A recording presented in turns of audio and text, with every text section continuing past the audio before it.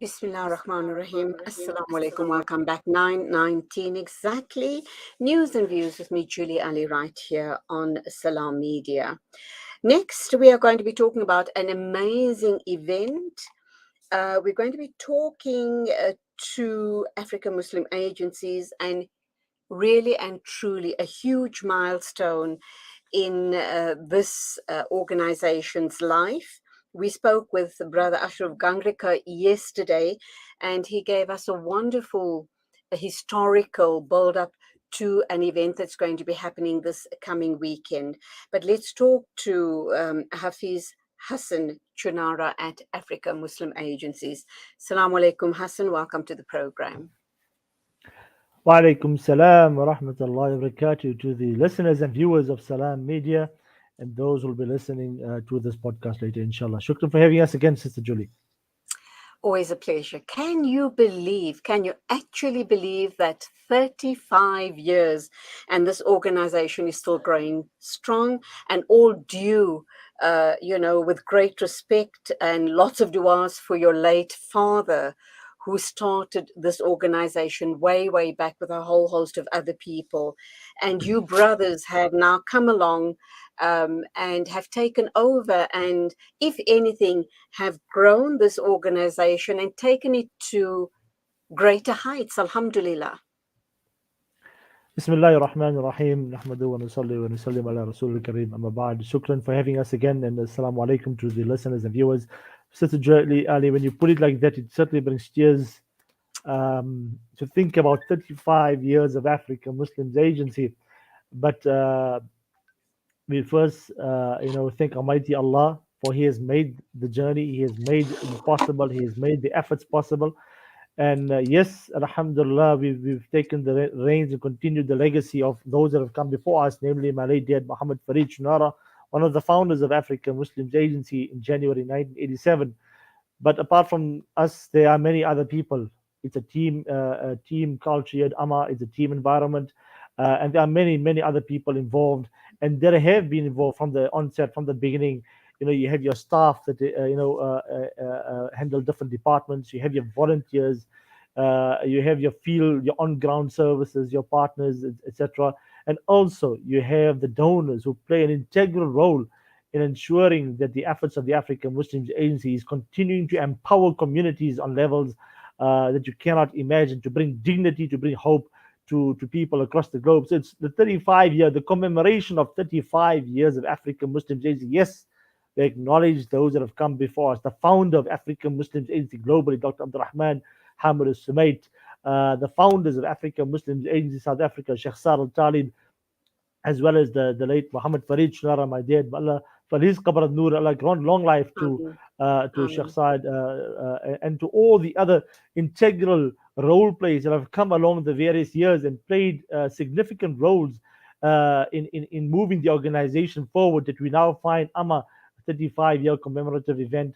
And this is acknowledgement to the donors and to the well wishers and the supporters and to the beneficiaries on the ground that have made this journey possible. But it's not just about the people at the helm of AMA or the staff of AMA or AMA 35 years.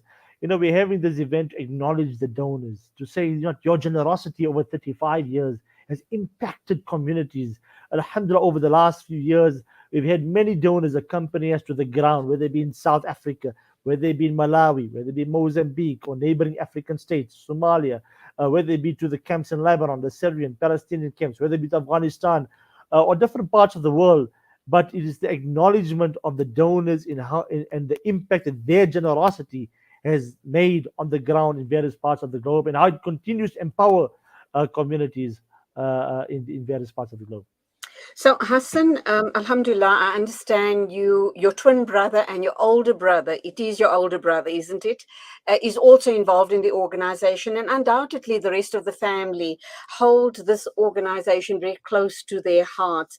How did it come about that you guys got involved as well and decided that this is our late father's legacy and we need to take it forward? We need to grow it bigger and better, and we need to be servicing not only South Africa, we need to be servicing the world. And you are on that trajectory, and may you grow stronger and stronger, inshallah. Sister Julie, if you take the example of, alhamdulillah, we have many businessmen around our communities, around South Africa. We know business people. And alhamdulillah, sorry, alhamdulillah, you find many businesses that are empires today.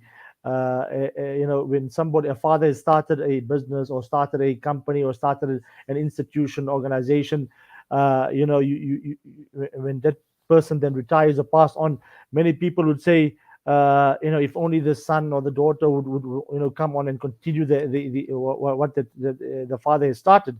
Likewise, in an Islamic institution, alhamdulillah, the family here, like you said, the family holds the organization close to heart. And similarly, in this environment of an Islamic institution, of an organization, of an NGO, we were, as a young children, these serving humanity was inculcated to us. We used to go with my late dad in the days of apartheid in the late 80s and early 90s to different parts of South Africa.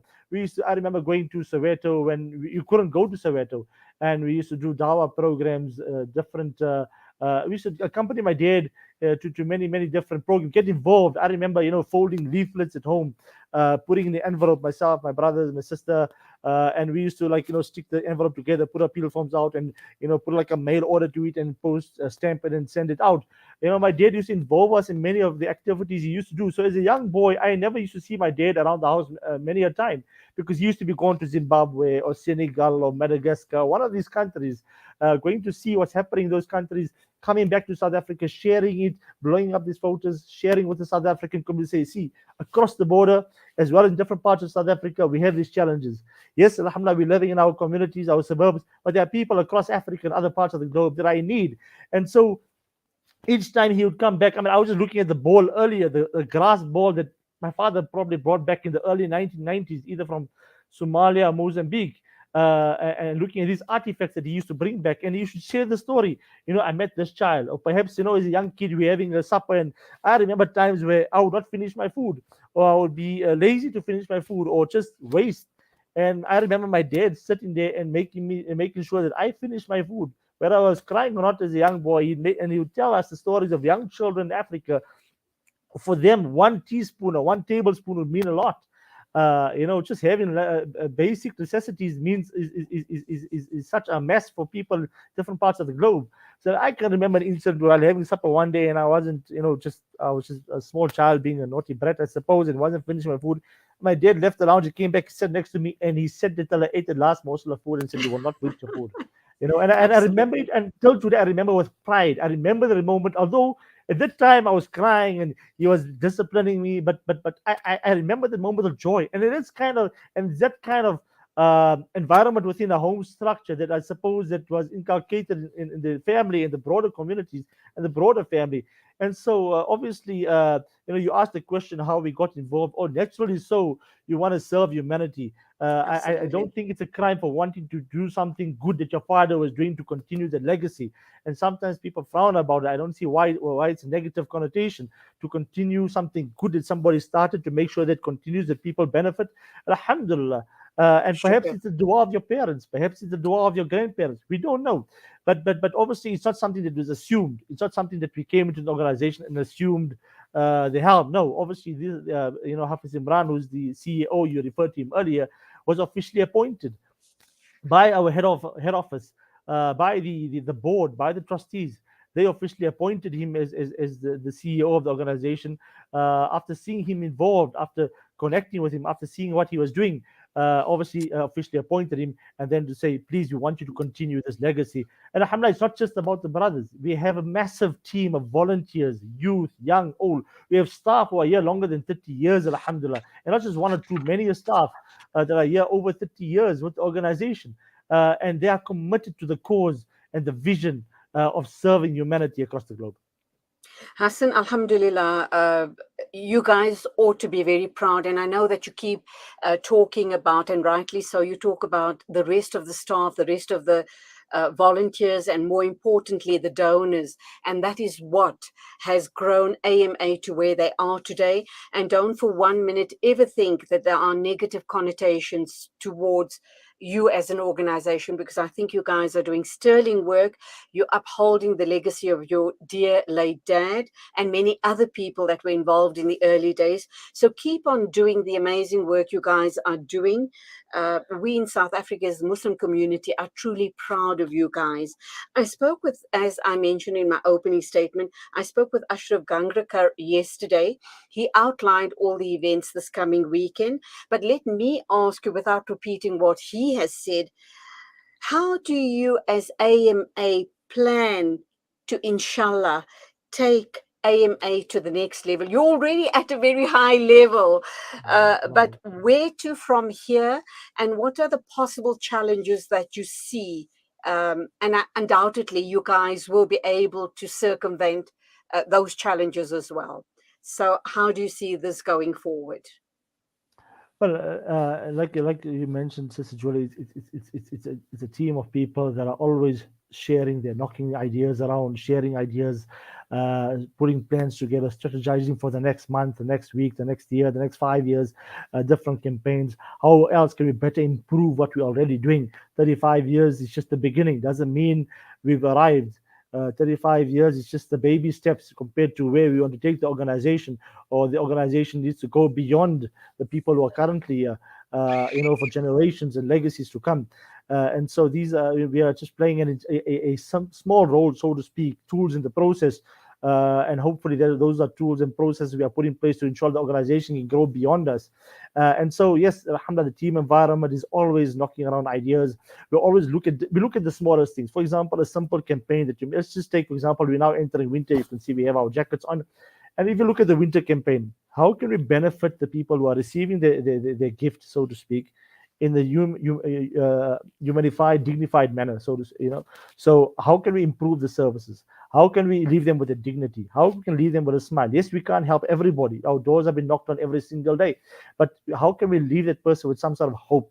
And those are the small things we look at on every campaign we do around the globe, from the smaller scale to the bigger scale. And if you get the basics right of ensuring that the donor's niyyah has been fulfilled, that you are doing things according to Sharia, Alhamdulillah, the doors open. And yes, there'll always be challenges, but Alhamdulillah, with the help of Almighty Allah and the team that exists, and for the people who will continue supporting the organization, we'll always look at ways of empowering humanity with dignity. And that's the motto of the African Muslims Agency. We may not be able to help every single person, but when you leave them with the dignity, leave them with hope, and leave them with a smile.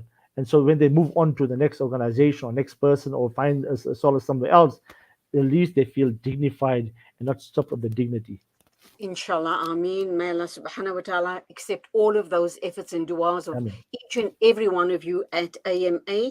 Finally, I did say that Ashraf did outline this weekend's program for us, but very quickly, just a reminder to people watching us this morning. Just please tell them to come out in their droves and tell us where it is and what they can expect at the event in Cape Town, inshallah. Alhamdulillah, so we have the 35-year commemorative dinner at the Lookout at the waterfront. Uh, Good news and not good news for some is that the event is sold out. Alhamdulillah, the event Alhamdulillah, is sold out. Alhamdulillah. We have a waiting list of people that we put together, people wanting to attend. If you want to attend, you can call the WhatsApp number, call the website. But I must stress that the event is sold out on Friday night. And so we're not taking any more. We can put your name down for a waiting list, and if tickets do become available, then we can contact you, inshallah. We have Mufti Menk as our guest speaker. We have some of our integral team members will be present on the night from around the world.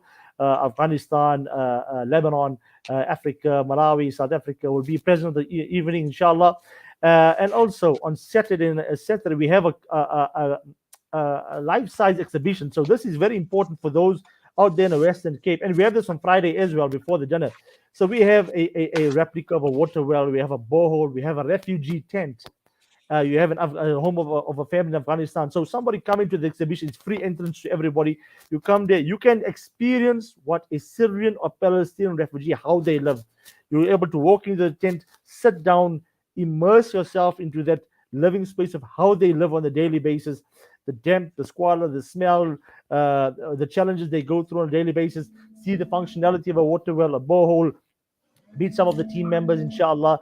and immerse yourself into some of the people of how they live around the globe. And that you will get perhaps the true essence of what they do and how your generosity makes a difference in bringing a different reality to their lives across the globe. So that's whole day Saturday at the Lookout at the waterfront. It's free entrance to all. There's also some stalls. There's food stalls. There's different people, vendors will be present to advertising their wares. Those in Cape Town who still want to advertise, want a stall, you're more than welcome to contact the Cape Town office and see if there is space to have a stall there. But the exhibition is what tips it off, and we're looking forward for people to come in there. Bring your kids. If you're a school watching, if you're a company, your family, whatever, bring your children and let them go sit into a refugee tent and see how orphan children in Syria live like. See how an orphan child in Afghanistan lives like. See the benefit of a water well. Oh, See the benefit of a borehole. If you immerse yourself into this tent and we try to make it as real as possible, it may not be the 100% effect that you may see in Syria or Lebanon or Afghanistan, but it'll give you a sense of the difficulties that young boys and widows and orphans experience on a daily basis. Hassan, I need to ask you this question. I did ask Ashraf as well, but just to re-emphasize, when are we in Johannesburg going to be experiencing something as amazing as this? You need to bring this event to us here in Johannesburg and take it to the people in KZN. Inshallah, definitely that is part of the plans. And like you are requesting, Sister Julie, there are many people who have already seen the exhibit and what it's about. The purpose of it are asking for us to bring it to around the country, which we will do, inshallah. And like I said, not everybody can go to a Syrian refugee tent in Syria or Lebanon or Afghanistan or Malawi or Mozambique or go to a suburb in South Africa. But this will perhaps give the essence of the challenges they face and how the generosity of donors make on the ground. Hassan Choonara, always wonderful talking to you guys about the amazing work that AMA is doing all around the world. Continue doing the work, and may Allah subhanahu wa ta'ala accept all efforts, and may you grow from strength to strength Amen. for another 35 years and more. And inshallah, let our young people come through and start learning from people like yourselves. Go well, keep us in your du'as, and assalamu alaikum to you. تقبل الله منا منكم. شكرا for having us. وعليكم السلام ورحمة الله وبركاته. It is exactly 9:36 a.m. That was Hafiz Hassan Choonara from AMA talking about 35 years, the anniversary of AMA serving humanity, serving the entire world. And they're having that amazing event this weekend in the Western Cape. And inshallah, they will be bringing that event to us here in Johannesburg and taking it to KZN as well. 9:37 exactly. In a couple of minutes' time, we are going to be joined by Sister Zahra Suleiman. She is the director of Gift of the Givers Care Line. Stay with us.